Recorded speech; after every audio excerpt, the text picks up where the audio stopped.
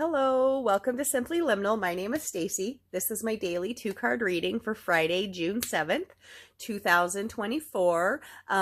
We are just ending the new moon phase. The new moon has been in Gemini. I always kind of look at the new moons and full moons as lasting 3 days. We have the day of the actual event, and then we have the day before and the day after.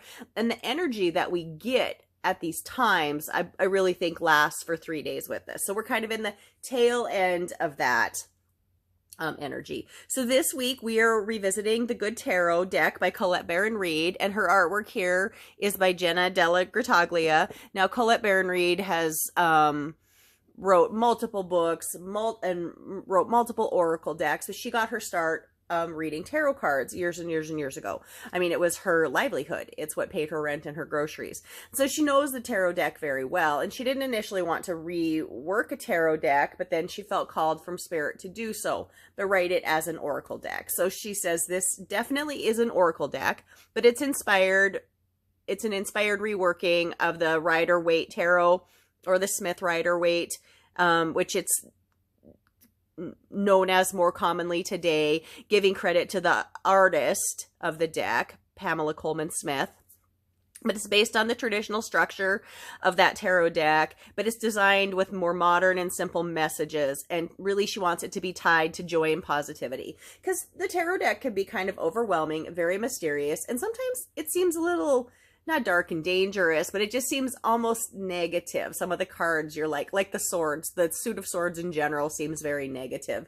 Whereas really it's tied to air, and air energy is about innovation and change and moving forward. And that's not a bad thing. But when you turn a card up and there's a guy laying on the ground with 10 swords in his back, it makes you feel a little like, oh, I don't know if I want to see this card. So she's reworked this a little bit differently, and I love this deck. But it definitely reads like an oracle deck, and I will read from the messages like it's an oracle deck. So as always, I open a circle of light and love and protection around myself and my reading space, and that extends to anyone who watches these readings.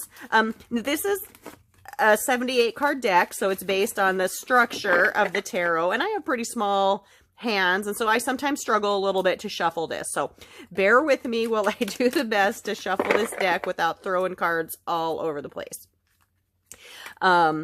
Anyways, so we'll look at 2 cards every day. We look at the energy card, which is the force that's directed towards us from the world, our environment, the universe, you know, and the focus is our intention, our effort, or our response that we put back into that, because ultimately, you know, we're co-creating here with spirit. That is what we were doing, or that's ultimately what we're doing. So I also want to mention that I love liminal spaces, which is one of the reasons I named my channel this.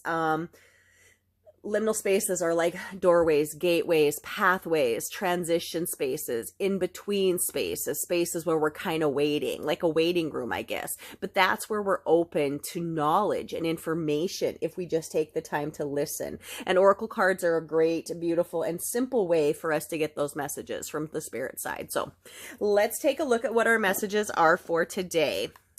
So our energy card. Okay. And then our focus card. All right.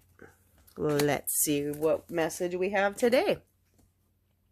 So I will flip the cards over. I might talk a little bit about the traditional tarot meaning, but mostly the message here is what Colette has put and guided through with this deck. So our energy card for today is the 7 of Fire. So this is a beautiful card. We have a unicorn. I mean, what gets much more mystical than a unicorn standing on the prominence of a rock, and there are 7 fireflies around it. Just really very magical feeling to this card. So fire traditionally is a suit of wands in the tarot, and it's tied to creativity and energy and action, and things are moving. And 7 is a number that's tied more to like mysticism, the mysteries. So let's see what her message is here.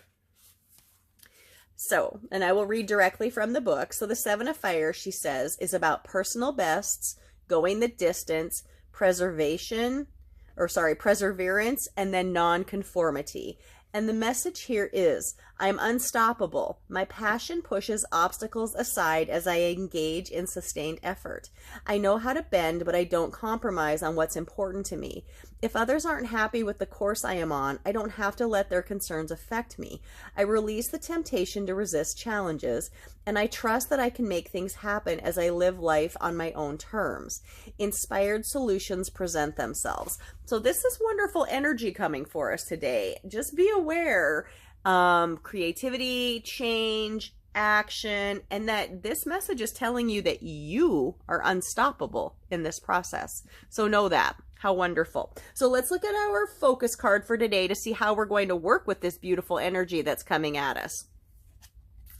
We have the World card. So here, let me kind of zoom in on there.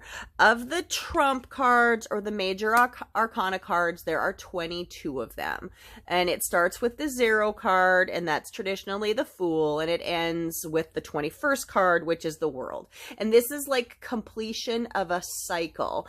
The Fool starts out on his journey, and he travels all through the major arcana, and he learns and experiences and grows until finally he gets to completion, which is the World card. So this is a powerful card, and every time it turns up, I'm just like, hey, hi, nice to see you. I hope that means there's a beautiful ending of a cycle coming for me. And you know, that I've learned a lot, and I'm grateful now for where my next steps will be. So let me read what she has written here. So the World card, and she says this meaning is perspective. And the message is, I'm being called to shift my perspective on my life right now. When I remember I am first and foremost an immortal soul experiencing life as a human being, I have no fear. I can see clearly that I am a powerful co-creator in a divine partnership with Spirit. Aligning myself with Spirit, remaining unattached to outcomes, I am a conduit for miracles. So I think there's something really important in there, and I just really want to focus on that. Being unattached to outcomes. And that's hard. That's personally hard for me because we kind of make a plan and we kind of know what our end game is, what our goal is. And when things don't end up exactly that way or end up that way at all, it can feel hard. It can feel uncomfortable, and it can feel confusing. But this is telling us that we need to align ourselves with Spirit and remain unattached to outcomes. You are a conduit for miracles based on this beautiful action energy of the 7 of Fire. Miracles are coming for you.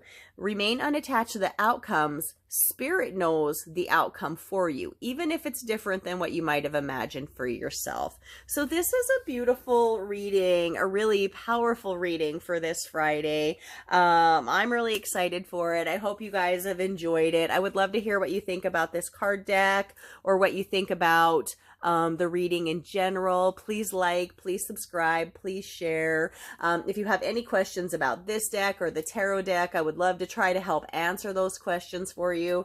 Again, I hope you have a beautiful, beautiful day. My name is Stacy. Thank you for visiting Simply Liminal with me.